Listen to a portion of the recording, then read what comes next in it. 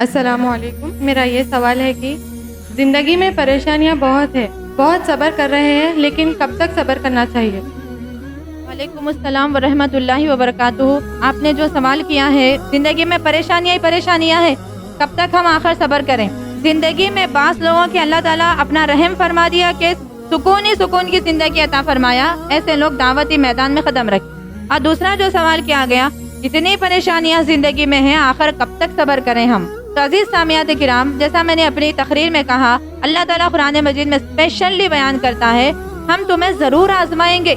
وبشر الصابرین، صبر کرنے والوں کو خوشخبریاں بھی سنا دیجیے۔ اللہ کی رحمتیں نازل ہوں گی، برکتیں نازل ہوں گی۔ آپ کو ایسا سمجھ میں آ رہا ہے کہ میں خالی بس صبر کرتے جا رہی ہوں، لیکن آپ یہ نہیں سمجھ رہے ہیں کہ آپ کے نام اعمال میں آخرت کے دن کیا کچھ آپ کے لیے تیار ہو رہا ہے۔ صبر کرنا چاہیے۔ اگر ہم زندگی کے مصیبتوں کو بہت بھاری سمجھ رہے ہیں، قرآن یہ کہتا ہے کہ ایک مرتبہ آخرت کی زندگی پر تم نظر ڈالو۔ دنیا میں جو ساری زندگی عیش میں رہا، اللہ کا نافرمان رہا، لیکن عیش کی زندگی رہی، اس کو جہنم میں ایک ڈبکی اللہ تعالیٰ دیں گے تو پوچھیں گے کیا تم نے کبھی خوشی دیکھی؟ تو وہ کہے گا کہ اللہ، میں خوشی سے رتی برابر بھی واقف نہیں۔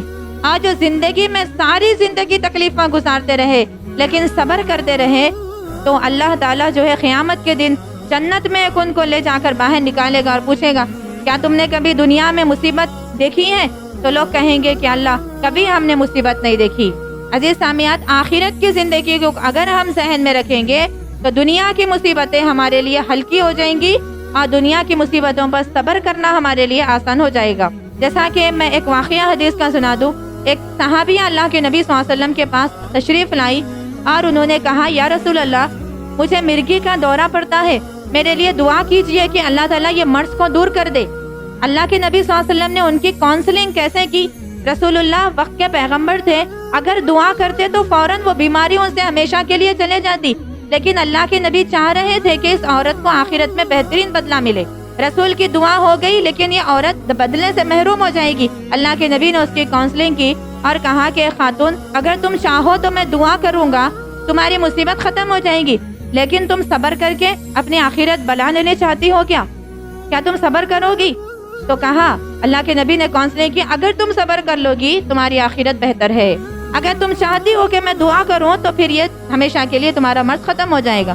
اس نے کہا، یا رسول اللہ، میں چاہتی ہوں کہ صبر کروں، میں صبر کرنا چاہتی ہوں، یہ بیماری کو ہٹا دیجئے، بول کے دعا مت کیجئے، آخرت کی زندگی مجھے چاہیے یا رسول اللہ۔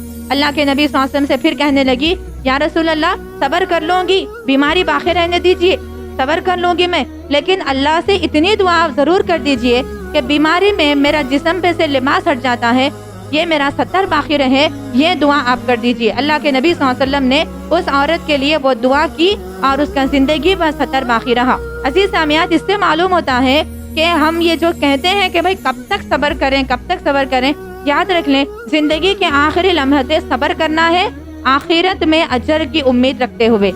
اگر ہم آخرت میں بڑے بڑے انعامات کی امید رکھیں گے، دنیا کی ہر مصیبت ہمیں ہلکی نظر آئے گی اور صبر کرنا ہمارے لیے آسان ہو جائے گا۔